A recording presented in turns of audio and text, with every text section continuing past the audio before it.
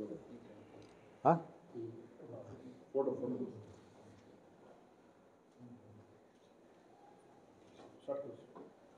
अस्सलाम वालेकुम रहमतुल्लाहि व बरकातहू। आज की इस प्रेस कॉन्फ्रेंस में मैं आप सबका जो है खैर मक़दम करता हूँ। आज की ये अहम प्रेस कॉन्फ्रेंस कर्नाटक में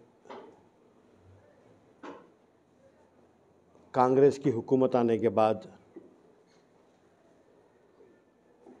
इलेक्शन के दौरान मुसलमानों ने जिस जोश व खरोश के साथ कांग्रेस को वोट दिया और ये हुकूमत बनी, हुकूमत बनने के बाद माइनॉरिटी वेलफेयर डिपार्टमेंट या मिनिस्ट्री में जितने भी चेयरमैन्स, डायरेक्टर्स, मेंबर्स वगैरह जिनके नामजदगी हुई है, इससे कांग्रेस के बहुत सारे सीनियर लीडर्स, ख़ासकर मुस्लिम कायदीन नाखुश हैं। वो इसलिए कि इन तमाम अपॉइंटमेंट्स में किसी भी सीनियर लीडर या एमएलएस के साथ तबादला ख्याल नहीं हुआ, डिस्कशन नहीं हुआ। अपनी मर्ज़ी से जो है 2-3 लीडर्स ये अपॉइंटमेंट्स किए हैं। अब 17 तारीख को कर्नाटका स्टेट बोर्ड ऑफ वक्फ की चेयरमैन इलेक्ट करने की एक मीटिंग हो रही है। मेरी ये अपील है, जो भी मेंबर्स इसमें बनाए गए हैं वो भी किसी को पूछे बगैर, किसी को कंसल्टेशन किए बगैर ही बनाए हैं। लेकिन उन तमाम मेंबरों से मैं ये गुजारिश करता हूँ कि वक्फ बोर्ड के चेयरमैन के लिए ऐसे मेंबर को इलेक्ट किया जाए जिसके ऊपर कोई भी किस्म के इल्ज़ामात ना हो, ना कि किसी के ऊपर मुकदमा हो या किसी के ऊपर जो है लैंड ग्रैबिंग और एनक्रोचमेंट के मामलात हों। ऐसे लोगों को चेयरमैन ना बनाया जाए। मेंबर जो है अपने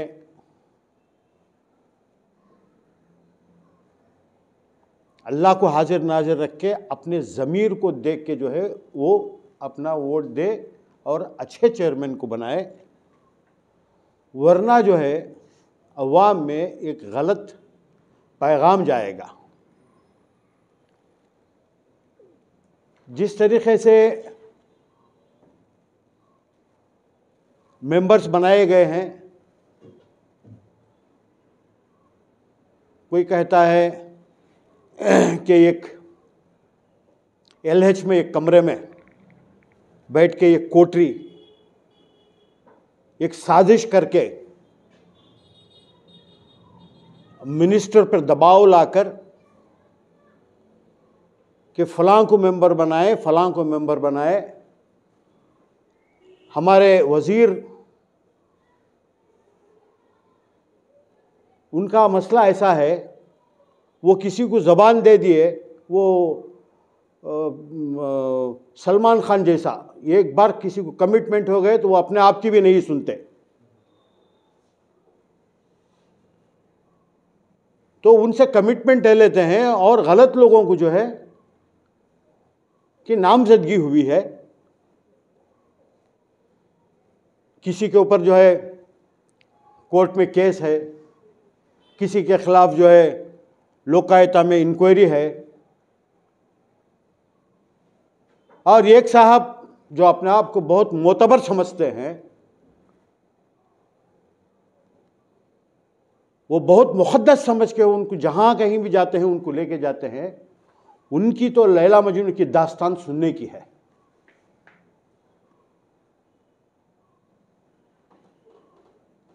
माइनॉरिटी कमीशन चेयरमैन बनाए, उनके ऊपर इतने इल्जामात हैं। उनका माइनॉरिटी कमीशन क्या है? अक़लियतों की फलाह बहबूदी के लिए बनाया गया है, अक़लियतों के साथ इंसाफ करने के लिए बनाया गया है। वहां जिनको चेयरमैन बनाया गया है वो अपने सगे भांजे के साथ जो है इंसाफ नहीं कर रहे हैं, दूसरों के साथ क्या इंसाफ करेंगे वो? आज जो है ये, चूंकि 17 तारीख को बोर्ड का इलेक्शन होने जा रहा है चेयरमैन का, हम सभी से गुजारिश करते हैं, गलतियां की है सुधारने का वक्त है। कम से कम चेयरमैन ऐसे आदमी को बनाइए जिसके ऊपर कोई एलिगेशंस ना हो। 17 तारीख के बाद इतना हमको बोलना है और आवाम के सामने कोई चीज़ें लानी है। ये नेटफ्लिक्स की सीरियल जैसा है, सीजन 1 का एपिसोड 1, एपिसोड 2, एपिसोड 3 ऐसा आने वाला है। तो इन तमाम चीज़ों को जो लोग आज इख्तिदार में हैं, जिनका वक्त अच्छा चल रहा है, ये कभी भी वक्त ऐसा नहीं रहेगा। वक्त का मिजाज कब बदले किसी को नहीं पता। इख्तिदार का गलत इस्तेमाल ना हो और वक्फ बोर्ड के जो मेंबरान बनाए हैं वही गलत है। आगे चलकर उसके बारे में हम बताएंगे, 17 तारीख के बाद मजीद जो है आपको अशरफ साहब बताएंगे। लेकिन इतनी ही गुजारिश है कि चेयरमैन किसी को भी बनाए, जो मेंबरों में अब जो बनाए गए हैं उसमें कुछ अच्छे मेंबर्स भी हैं जिनकी अच्छी इमेज है, पब्लिक में उनकी इमेज अच्छी है। ऐसे किसी मेंबर को जो है वक्फ बोर्ड का चेयरमैन बनाना चाहिए, ना कि किसी एनक्रोचर को या ना उनके खिलाफ जिनके खिलाफ कोई केसेस हैं, ऐसे लोगों को ना बनाएं। इसके नाम किसी का नाम लेना चाहेंगे आप?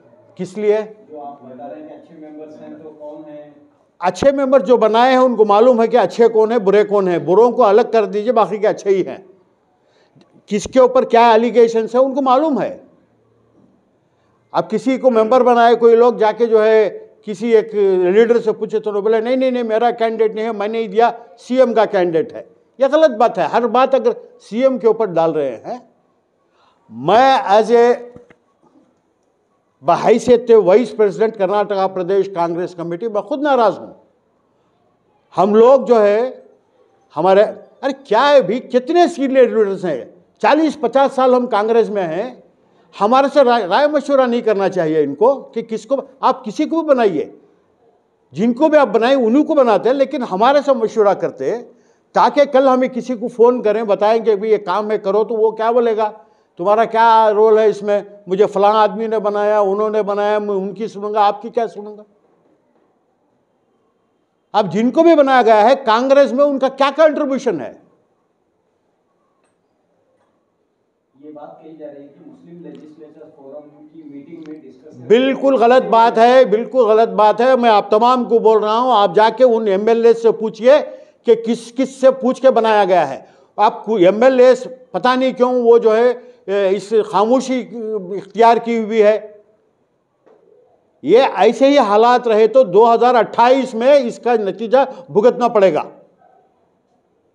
कौम बहुत गहरी इससे देख रही है, भाई क्या हो रहा है, आप कैसे लोगों को हमारे पर मुसल्लत कर रहे हैं, टेंटेड लोगों को लाके आप बिठा रहे हैं और कह रहे हैं कि यही आपका लीडर है। ये ऐसे नहीं होने वाला है। इससे पहले जो लीडर्स थे ऐसा नहीं किए।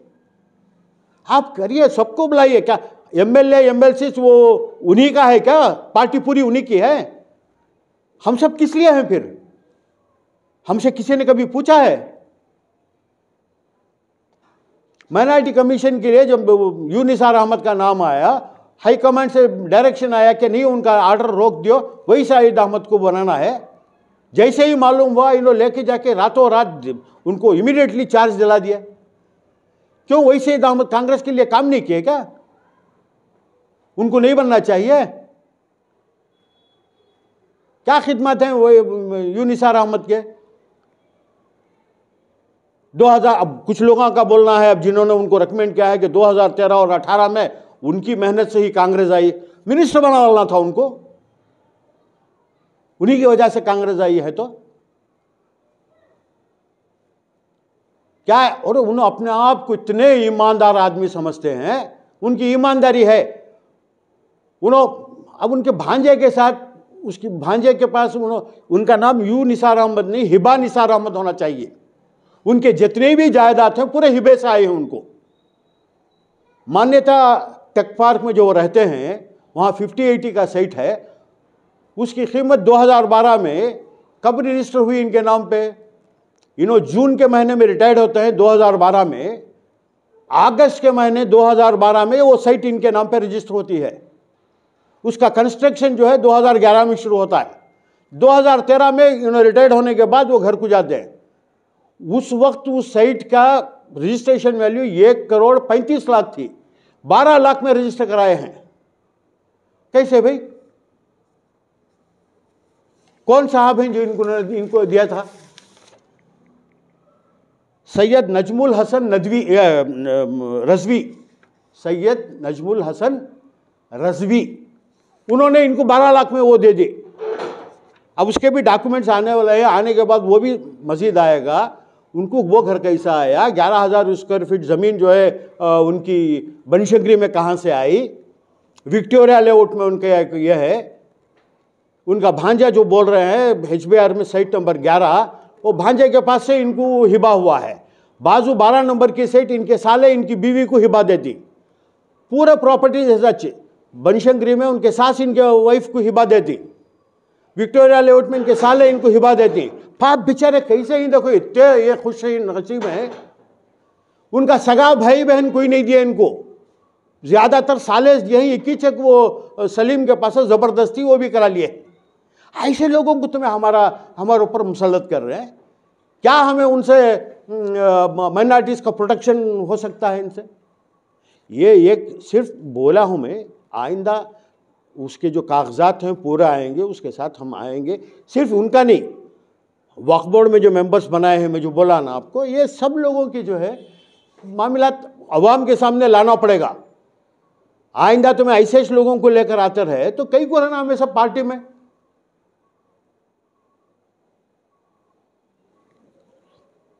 तो मेरी ये इस बार ये गुजारिश है कि वक्फ बोर्ड के चेयरमैन के लिए बेदाग जो भी है, हम किसी का नाम नहीं लेना चाहते, 2-3 लोग हैं उसमें अच्छे हैं और अच्छे भी हैं, उन्होंने भी इनको सरेंडर हो गए, सब लोग भी हैं।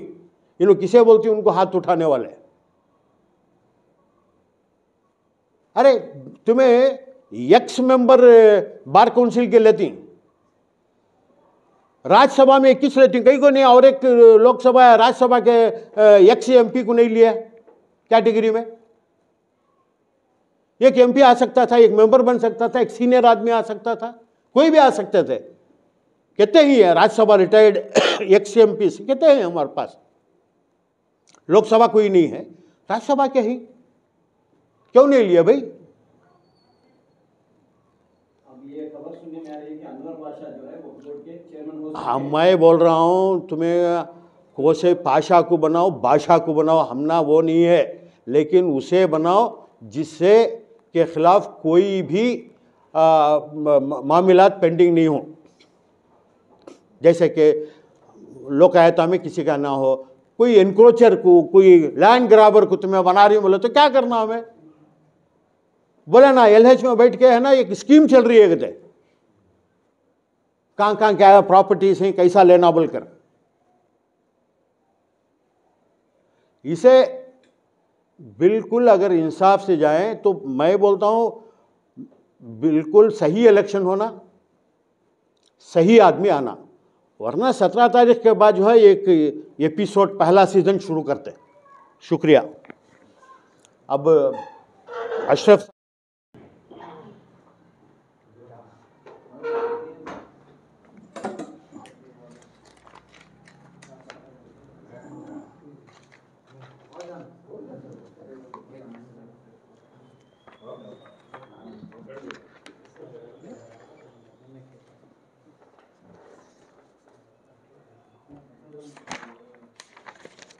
हाँ रफीक जब्बार 11:30 बजे 12:30 बजे आए मोहतरम। नहीं मोहतरम, मैं वो अबू बकर का इंतजार कर रहा था। किसका? अबू बकर का। अबू बकर कहाँ है? आ रहे हैं।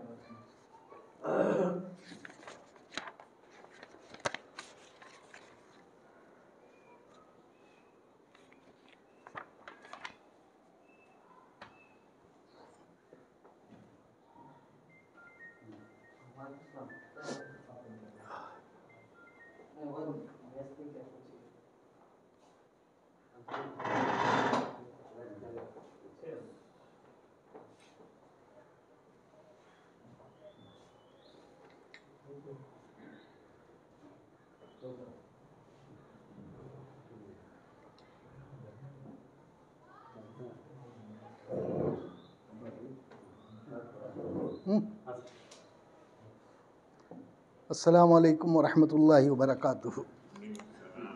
आज आप लोगों को बुलाने का ये मकसद है हमारा कि कुछ ऐसी चीज़ें हो रही हैं वक्फ बोर्ड में जिसे ना कोई पूछने वाला है और ना कोई बताने वाला है।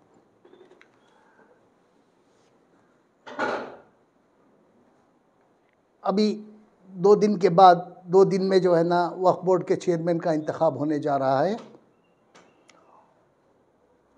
मैं जो है ना जनाब उबैदुल्लाह शरीफ साहब की तरह नाम लिए बग़ैर नहीं बोलूँगा, मैं तो नाम लेके ही बोलता हूँ, क्योंकि मेरे पास हर चीज़ का डॉक्यूमेंट होता है। अगर उनमें हिम्मत है तो जाके मेरे ख़िलाफ़ कार्रवाई भी करे, मैं उसका जवाब देता हूँ। मैं डॉक्यूमेंट नहीं है तो कभी बात नहीं करता। अब ये हुआ है कि देखिए चितलदुर्ग के एक अनवर बादशाह साहब को चेयरमैन बनाने की कोशिश हो रही है। चितलदुर्ग से कम 50 लोग आए थे 2 दिन पहले, और कल सुबह भी वो आ रहे हैं यहाँ। और उन्होंने गवर्नर से भी मिला, चीफ मिनिस्टर से भी मिला, और कई लोगों से भी मिल के उन्होंने कहा कि अनवर बादशाह को किसी भी कीमत पे चेयरमैन नहीं बनाना है। लेकिन हमारे मिनिस्टर साहब ने कहा है कि मैंने अनवर बादशाह के लिए ज़बान दे दी है। इनकी क्या ज़ाती जायदाद समझे क्या वक्फ बोर्ड को, जो इन्होंने ज़बान दे दी? आपकी अगर कोई मिल्कियत है तो आप ज़बान दें, तो आप अपनी ज़बान को ये कर लीजिएगा, हॉनर करिएगा। यह हुकूमत की जायदाद है। आप ज़बान देने वाले कौन होते हैं? अनवर बादशाह के कंट्रीब्यूशन क्या हैं? और अनवर बादशाह देखिए, एक ज़मीन अलाट हुई है मुस्लिम ख़बरस्तान के लिए 1986 में, 18/11/1986 में एक ज़मीन अलाट हुई है 6 एकड़। ये 6 एकड़ ज़मीन किस में है? एक सर्वे नंबर है 11, अगसना बंडे, कस्बा ताल्लुक, चित्रदुर्गा डिस्ट्रिक्ट। इसका ओल्ड सर्वे नंबर है 11। ये कुल इसमें जो ज़मीन है उस सर्वे नंबर के अंदर 59.3 एकड़ है। और ये जाके जो है ना ये सर्वे नंबर बदल जाता है, इसमें जो है ना फोड़ होके 24, 25, 26 ऐसा ये हो जाता है, इसमें फोड़ हो जाता है इसमें। अब जब 86 में हमें ज़मीन मिली, उसमें जो है ना ये आर्डर के मुताबिक जो है ना हमें 6 एकड़ ज़मीन मुसलमानों को दी गई है। ये 6 एकड़ ज़मीन ख़बरस्तान के लिए दी गई है, और ये वक्फ बोर्ड के तहवील में भी दे दी गई उसी वक्त पे। और 87 में भी एक आर्डर निकला। आर्डर निकलने के बाद जो है ना वो वक्फ बोर्ड की तहवील में दे दिए 1987 में। 86 में अलाटमेंट हुई, 1987 में जो है ना ये दे दी। उसके बाद जो है ना टिप्पणी कॉपी में जो है ना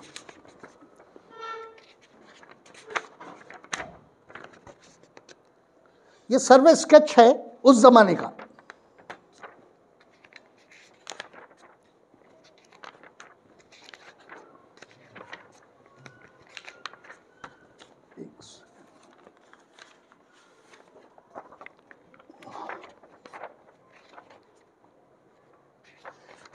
ये उसकी टिप्पणी कॉपी है। उस ज़माने में जो सर्वे स्केच है, ये सर्वे स्केच है। ये 1986 का बना है, ये अब का नहीं है। और उसके बाद एक रिपोर्ट बनाते हैं, जब ये चेयरमैन होते हैं पहली दफ़ा, उस दिन जो है ना हमारी ज़मीन यहाँ है, ये हमारी ज़मीन है ये, और ये सर्वे नंबर 24 है, ये 25 है, ये 23 है। ये जो है ना हिंदू भाइयों को दी गए मशान के लिए ये ज़मीन, ये जब का सर्वे ये है, स्केच है। ये 59 एकड़ का जो है ना, ये पूरा जो है ना ये लैंड का ये है स्केच है। इसमें से यहाँ हमें जो है ना 6 एकड़ ज़मीन दी गई है।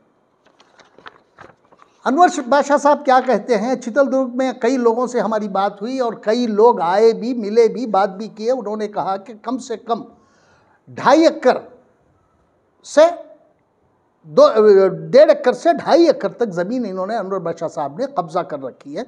यहाँ उनका घर बना है और कॉलेज भी बना है। यहाँ जो एनक्रोचर है आप उसको ज़बान देते हैं। जनाब ज़मीर अहमद खान साहब, आपकी ज़ाती मिल्कियत है वक्फ बोर्ड। अगर आप ज़बान दे दिए तो किसकी मिल्कियत पे ज़बान दे रहे हैं आप? और इसके बाद ये लोग जो है ना सर्वे कराते हैं, वक्फ बोर्ड से कुछ लोग जाके सर्वे कराते हैं वहाँ, और सर्वे कराने भी नहीं देते, वहाँ गड़बड़ कराते हैं ये लोग। कौन? अनवर बादशाह के लोग। अब मैं भी जा रहा हूँ वहाँ, अपने प्राइवेट सर्वेयर्स को लेके जाता हूँ वहाँ, मैं सर्वे कराता हूँ। मैं अगर इसमें एनक्रोचमेंट रहा तो मैं चीफ मिनिस्टर से भी मिलूँगा और उनसे भी ये कहूँगा कि 1 हफ्ते के अंदर प्रियॉरिटी पे हमें वो सर्वे करके 6 एकड़ ज़मीन हमारे हवाले करें, कब्रिस्तान की ज़मीन जो आज वक्फ बोर्ड की तहवील में है। और एक सर्वे रिपोर्ट बनता है कॉन्कॉक्टेड। मैं चाहता हूं कि ये जो ऑफिसर्स इस पर दस्तखत किए हैं इनके खिलाफ कार्रवाई भी होना चाहिए। अगर वहां एनक्रोचमेंट इनकी ज़मीन में मिल गया, अब कुछ लोगों का कहना था कि जब इन्होंने कंपाउंड के लिए खुदाई करा रहे थे तो उसके अंदर जो है ना हड्डियां मिले करते। हड्डियां किस में कहाँ मिलते हैं? कब्रिस्तान में ही मिलते हैं। इसका मतलब ये हुआ कि आप एनक्रोच करें ही ज़मीन कब्रिस्तान की। जहाँ तदफीन हो रही है वहाँ की ज़मीन को खबर आपने एनक्रोच किया है, इसलिए आपके इसमें कंपाउंड डालने के इसमें ये निकल रहे थे, हड्डियाँ निकल रहे थे। तो इनको पूछने वाला कोई नहीं है, अपनी मनमानी करते हैं। क्या इन्होंने वक्फ बोर्ड कब ये किया, भला किया? इनका पहला स्टेटमेंट मुझे याद है, जिस दिन इन्होंने चेयरमैन बना था, चेयरमैन होते ही उन्होंने एक स्टेटमेंट दिया था और कहा था कि मिनिस्टर साहब जो बोलेंगे मैं करूँगा। क्या मतलब है? क्या अंगूठा छाप हो तुम? वक्फ बोर्ड के चेयरमैन हुए या अंगूठा छाप हुए हो तुम? आपको यह मालूम है? आपने कभी वक्फ मैनुअल पढ़ा है? वक्फ एक्ट पढ़ा है? ना तो कोई मिनिस्टर वक्फ के इसमें मदाखिलत कर सकता है, ना सरकार। वक्फ एक ऑटोनमस बॉडी है, मिनिस्टर को भी हक नहीं है, यहां तक कि चीफ मिनिस्टर को भी हक नहीं है उसमें मदाखिलत का। एक ऑटोनमस बॉडी है। ले जाके आप ये कह रहे हैं कि जो मिनिस्टर साहब कहेंगे मैं वो करूंगा। कौन होते हैं मिनिस्टर साहब? गवर्नमेंट भी कब इंटरफियर कर सकती है? अगर बोर्ड पे सीरियस एलिगेशन हो, तब तक बोर्ड भी ये नहीं कर सकती। वहां से ऑर्डर आ रहे हैं, कोई सेक्रेटरी माइनॉरिटीज ऑर्डर भेज रहा है कि इसका ट्रांसफर वहां कर दो, उसका ट्रांसफर यहां कर दो। कौन होते हैं वो? जब आप इतने कमजोर हैं तो सब होता ही रहेगा। हमें कमजोर चेयरमैन नहीं चाहिए। इतने कमजोर हैं आप, गवर्नमेंट के ऑर्डर लेके कर रहे हैं। ऑटोनमस बॉडी है वक्फ बोर्ड, उसमें किसी की भी मदाखिलत नहीं हो सकती। इसके बाद जो है ना उन्होंने एक ये बनाया है, सर्वे रिपोर्ट बनी है, ये बनी है 2022 में। 2022 में क्या कहते हैं ये सर्वे रिपोर्ट में? कुछ भी नहीं ये बताते, सिर्फ ये बताते हैं कि ये ज़मीन में एनक्रोच नहीं है, ये ज़मीन में एनक्रोचमेंट नहीं है, ये ज़मीन में एनक्रोचमेंट नहीं है। 3 का सर्वे रिपोर्ट बनाते हैं, 1, 2, 3। ये सर्वे रिपोर्ट में यही कहता है, ये नहीं कहता कि हमारी ज़मीन कितनी है, ये नहीं कहता कि हमारी ज़मीन कहाँ है। सर्वे रिपोर्ट ये नहीं कहती। और यहाँ ये कहता है कि इस ज़मीन में कोई एनक्रोचमेंट नहीं है, इस ज़मीन में कोई एनक्रोचमेंट है नहीं है, इस ज़मीन में कोई एनक्रोचमेंट नहीं है। ये ज़मीन कितनी है, किसकी है, ये नहीं बताता। ये कॉन्कॉक्टेड है, ये बनाई है, बोल के बनाई गई है। और ये लोगों के खिलाफ भी एक्शन होना चाहिए। अगर सर्वे रिपोर्ट अब सही बनती है, उसमें अगर कॉन्कॉक्टेड है ये, इन ऑफिसर्स पे भी पूरी कार्रवाई होनी चाहिए। और दूसरा ये है कि एक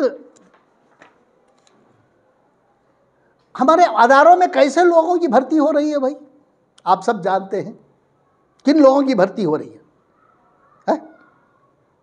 बदमाशों की भर्ती हो रही है, रेपिस्टों की भर्ती हो रही है, और जो डिस्क्रेडिटेड पीपल हैं इनकी भर्ती हो रही है।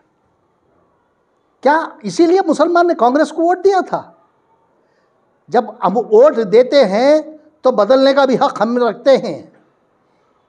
अच्छे लोग नहीं मिले आपको, कोई भी अदारा ले लीजिए, उसमें सिर्फ जो है ना क्रिमिनल्स है।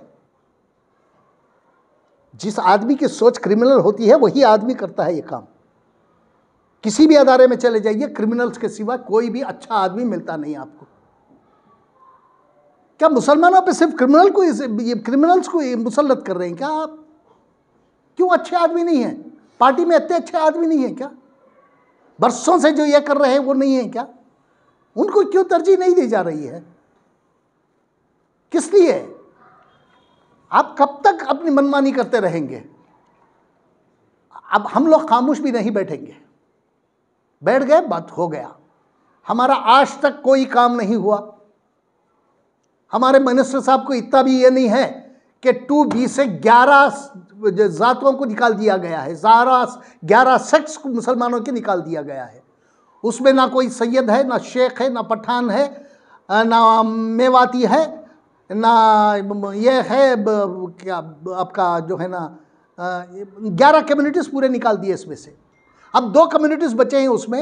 एक है ये बारबर नहीं, हमारा खसाब, और दूसरा है दरवेश।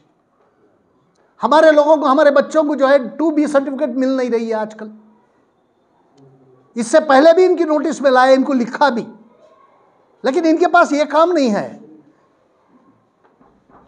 ये इनके लिए इंपॉर्टेंट नहीं है। हमारे बच्चों की तालीम, हमारे बच्चों के लिए जो नौकरियां इंपॉर्टेंट नहीं है इनके लिए। अब वो कोई कुछ कह रहा था मुझसे, करोड़ों लोग लूट के जो है ना हजारों बांट दिए तो लीडर हो जाता है क्या इंसान के? करोड़ों लूट के हजारों बांट दिया तो लीडर बन जाता है? कोई नहीं बनता। सही कह रहा था वो आदमी मुझे। कब तक आप ऐसा करते रहेंगे? जब आपको माइनॉरिटी वेलफेयर का मिनिस्टर बनाया है तो 2B, आज आके ये 3रा साल सरकार बने, 3रे साल में भी 2B की सर्टिफिकेट इशू नहीं हो रही। हम ना क्यों नहीं हो रही? क्योंकि एक ऑर्डर निकला है बीजेपी गवर्नमेंट में 2023 में। उन्होंने जाते जाते ये 11 कम्युनिटीज को मुसलमानों के निकाल दिया उसमें से। अब ये क्लेम करते हैं कि मुसलमानों को रिजर्वेशन मिल रहा है। मुसलमानों को रिजर्वेशन क्या? जब तक आप 2B सर्टिफिकेट इशू नहीं करेगा तहसीलदार, आपको कोई रिजर्वेशन मिलेगा नहीं। जब आपको सर्टिफिकेट ही नहीं मिल रही है तो आपको रिजर्वेशन कहाँ मिल गया? ये इनके दिमाग में जाती नहीं है। कुछ पढ़े लिखे रहे तो ना कोई लोग वहाँ दिमाग में जाती है सो बात। अब हमारे बच्चों का ये एडमिशन शुरू होने वाला है, उससे हमें रिजर्वेशन मिल जाता था। कई जगह नौकरियां मिल रही हैं। अब कई जगह जो है ना लोग जो है ना नौकरियों के जो है ना ये लगा रहे हैं, स्टॉल्स लगा रहे हैं।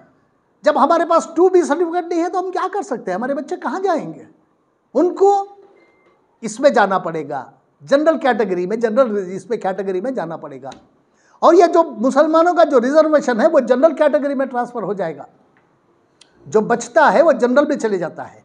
हमारे पास लेने वाला ही नहीं है ना। 2 कम्युनिटीज कितने लेंगे?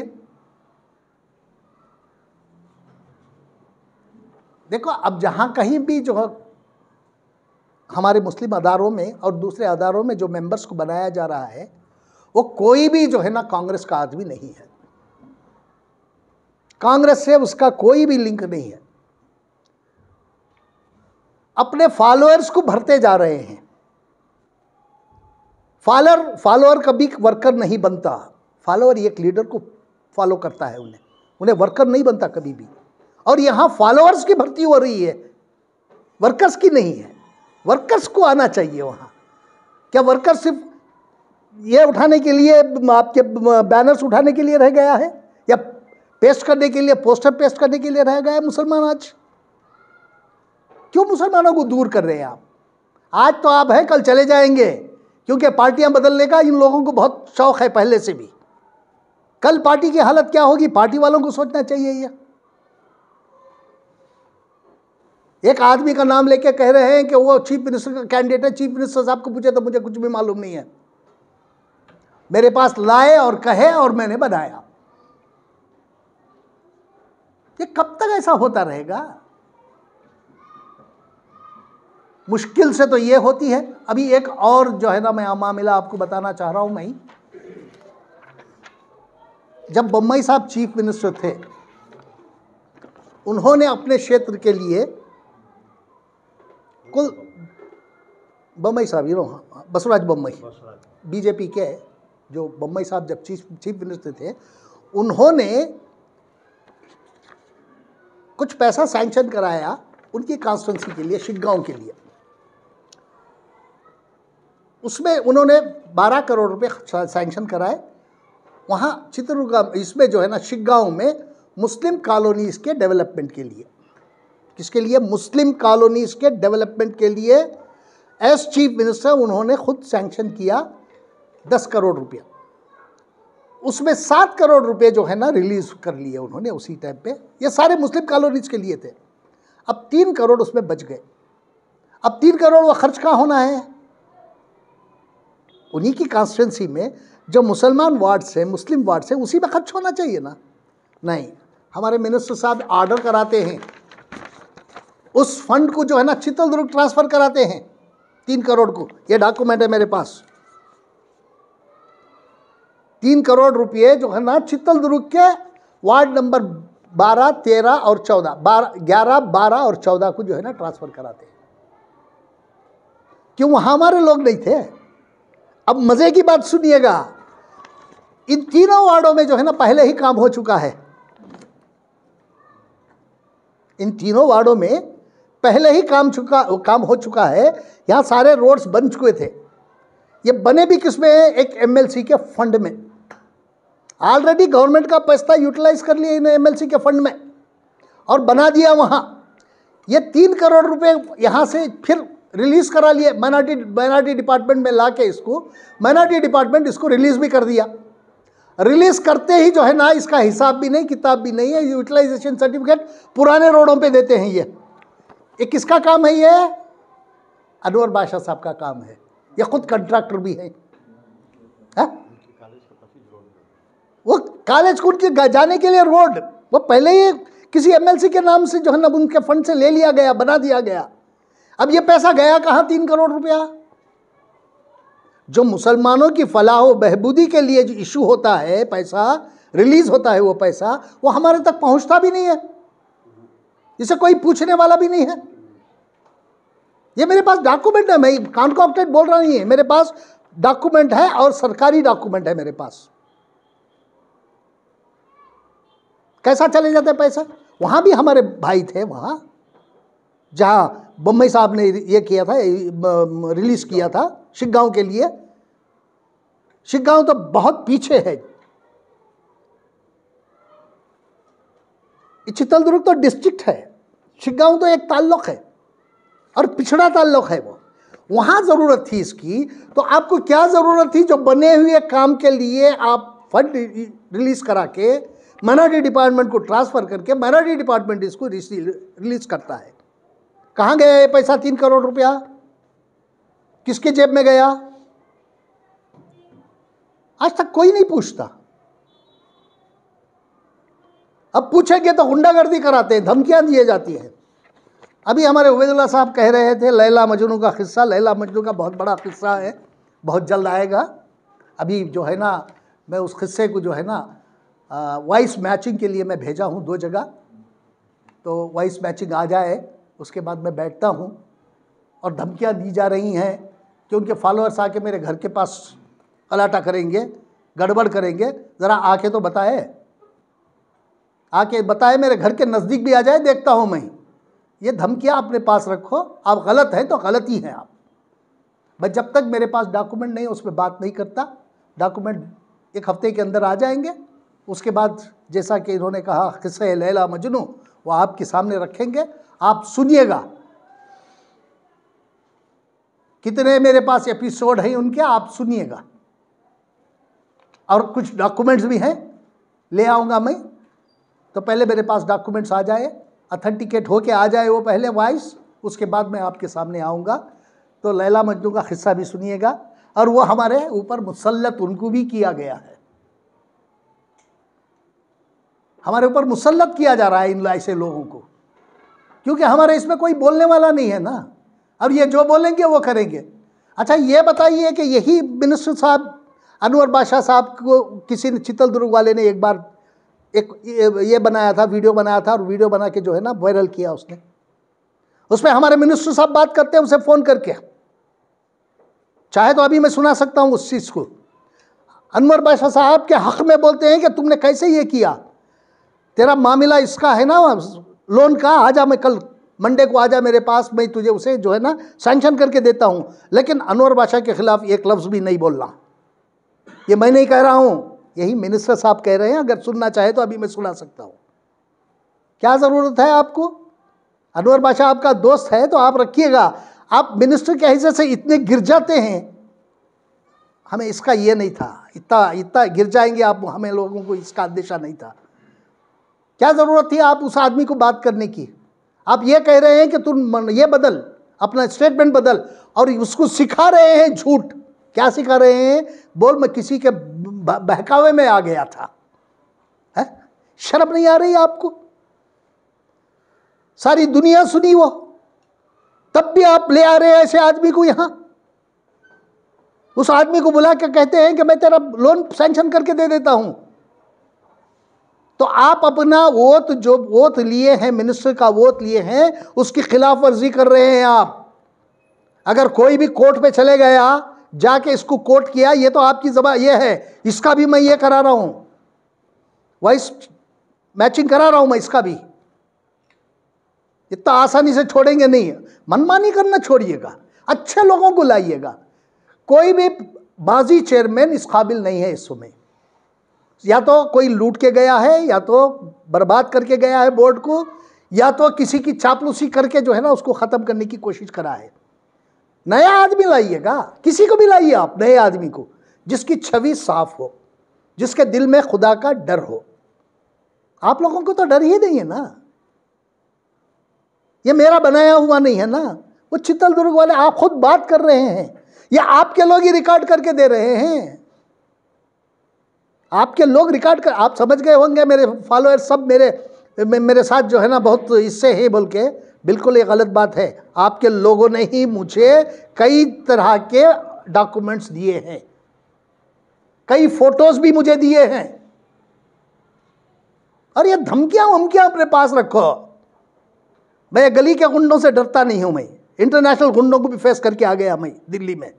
ये गली के गुंडों को मैं डरता वरता नहीं हूं। लेकिन जो भी करना है वक्फ बोर्ड के हक में करिएगा। वो अल्लाह की जायदाद है।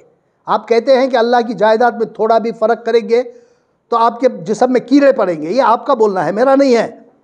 लेकिन आप जब अनवर बादशाह के इसमें उस आदमी को फ़ोन करके, आपके जिस्म में नहीं पड़ेंगे कीड़े? अब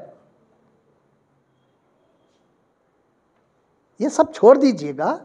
अगर दोबारा अनवर बादशाह को लाने की कोशिश करेंगे आप या लाएंगे तो देखिए एक एक करके, जैसा कि हमारे उबैदुल्लाह शरीफ साहब ने कहा कि एपिसोड एक एक करके आता रहेगा। देखेंगे वो कौन गुंडागर्दी करता है, कौन मर्डर कराता है, कौन घर पे हमला कराता है, वो बाद में देखेंगे। सबके लिए तैयार है। ये सब धमकियाँ वमकियाँ अपने पास रखिए, अच्छे आदमी को लाइएगा। हमें किसी से कोई ये नहीं, किसी को भी लाइए अच्छा आदमी, लोग पसंद करें। हाँ भाई अच्छा चेयरमैन बना है। ये चापलूस, ये चमचागिरी करने वाले हैं, और मिनिस्टर जो कहता है वो करने वाले, ऐसे लोग नहीं चाहिए। इंडिपेंडेंट अदारा है, इंडिपेंडेंट डिसीजन लेने वाला चाहिए वहाँ।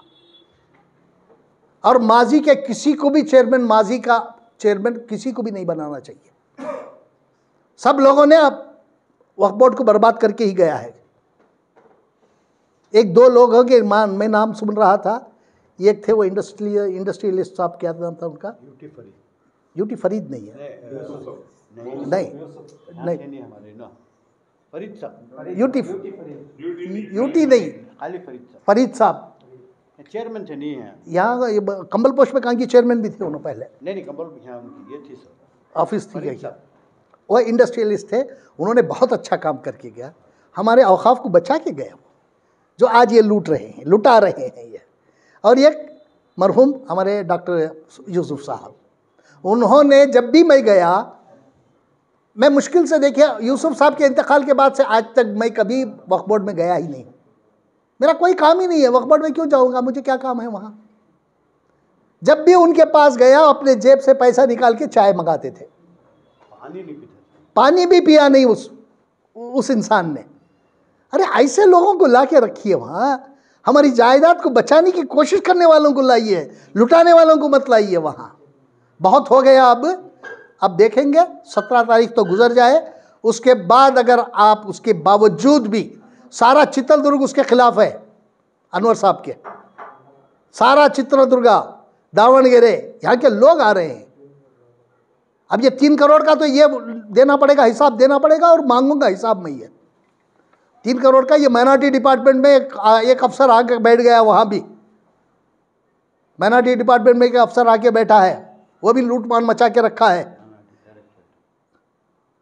अब देखते हैं उसके। और सबसे बड़ी बात यह है कि यहाँ कहने की अगले इसमें जो है ना शाहीन वाला मामला आएगा। आप लोग कह रहे थे ना खामोश क्यों हो गए, नहीं, शाहीन वाले में जो है ना एक केस ऑलरेडी ये हो गया, रजिस्टर हो चुका है लोक आयुक्ता में, और ये केस आज या कल कुछ डॉक्यूमेंट मांगे हैं लोकपाल में, दिल्ली में भी एक केस उनके खिलाफ ये हो रहा है। 33 करोड़ रुपये सेंट्रल गवर्नमेंट से लाए ये पैसे, 33 करोड़ कहाँ चले गए वो पैसा, शाहीन वाले किसको ले गए।